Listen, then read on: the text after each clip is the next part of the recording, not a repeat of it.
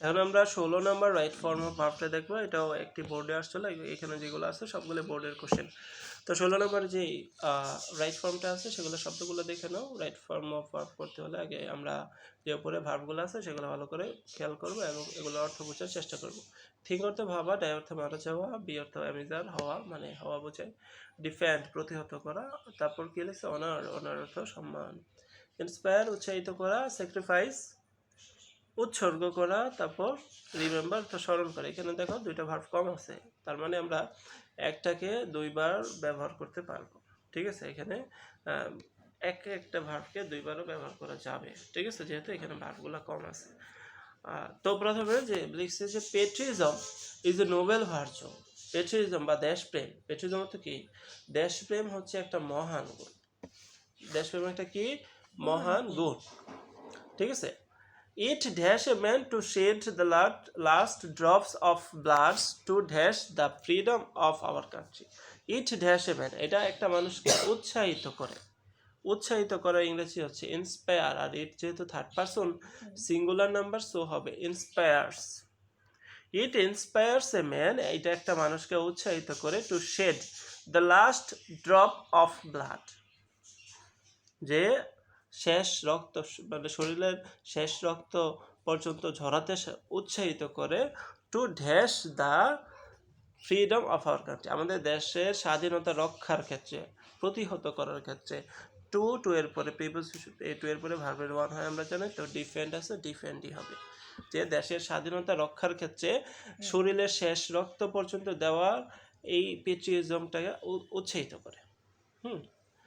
A man without পেট্রিজম, একজন মানুষ দেশপ্রেমিক ছাড়া, দেশপ্রেম ছাড়া, বি ভার্ব থেকে ইজ বসবে, is not better then beast, beast মানে পশু, একটা পশুর থেকে ভালো কিছু নয়।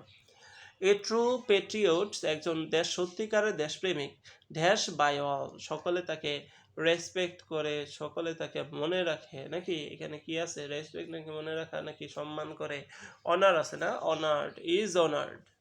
যেহেতু প্যাসিভ বলবো এই জন্য অক্সিলারি ভার্ব প্লাস কি লিখতে হবে, ভার্বের থ্রি লিখতে হবে। তাহলে ইজ অনার্ড হবে বাই অল, সকলে তাকে সম্মান করে, সকলে তাকে মনে রাখে। হ্যাঁ, হি অলওয়েজ, সে সবসময় dash the welfare of the country, সে সবসময় দেশের ভালো ভাবে, নাকি ভালোর জন্য ভাবে। থিঙ্ক আছে, থিংস হবে, কি হবে থিংস, কারণ ভার্বের সাথে আসবে ইয়েস হবে, কারণ হি একটা third person singular number. For the welfare of his country, তার দেশের জন্য। অন দ্য আদার হ্যান্ড, অপরদিকে on the other hand a dash the unpatriotic man, একজন দেশপ্রেমিক মানুষ নয় যে dash only for their own interest, এখানেও তুমি কি লিখবা থিঙ্ক দিবা। ঠিক আছে, থিঙ্ক দিবে এখানে, থিঙ্ক। ঠিক আছে, এই যে এখানে আনপেট্রিয়টেড ম্যান, MEN, ম্যান মানে অনেকগুলো মানুষকে বুঝেছে। হ্যাঁ, দেশপ্রেমহীন মানুষেরা, এই মানুষেরা তো আর singular third person singular number না, এই জন্য আর ভাবের সাথে আসবে ইয়াস হবে না। সো এখানে থিঙ্ক আছে, থিঙ্কই হবে। ঠিক আছে, think only for their own interest, তাদের নিজেদের কথা শুধু ভাবে, যারা দেশপ্রেমিক নয়। দোজ হু, যারা dash for the country are the true patriot, দেশের জন্য ড্যাশ হয়েছে, তারাই সত্যিকারের দেশপ্রেমিক। কি হয়েছে, মারা গিয়েছে, তাহলে হু ডাই হবে, ডাই আছে, এই যে ডাই হবে, যে কিনা দেশের জন্য মারা গেছে, ফর আওয়ার কান্ট্রি মানে দেশের জন্য।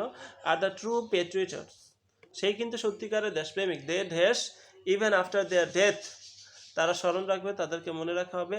হ্যাঁ, তাহলে তাদেরকে মনে রাখা হবে। আর রিমেম্বার্ড, প্যাসিভে বলবো, are remembered even after their death, তাদের মৃত্যুর পরে। দ্যাট ইজ হোয়াই, এই কারণে, the freedom fighter who dash their lives, who sacrificed, ভার্বের থ্রি, ভার্ব টু দিবা, কারণ আগের ঘটনা। দেয়ার লিভস ইন 1971, 1971 সালে যারা কিনো জীবন দিয়েছে। আর রিমেম্বার, তাদের স্মরণ রাখা হয়েছে।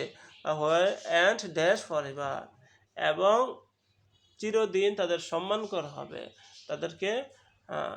তাহলে উইল অনার্ড বলবা, উইল অনার্ড, কি হবে, উইল বি অনার্ড। তো এই পর্যন্ত হইল আমাদের 16 নম্বর অ্যান্সারটা। তো আজকে এই পর্যন্তই।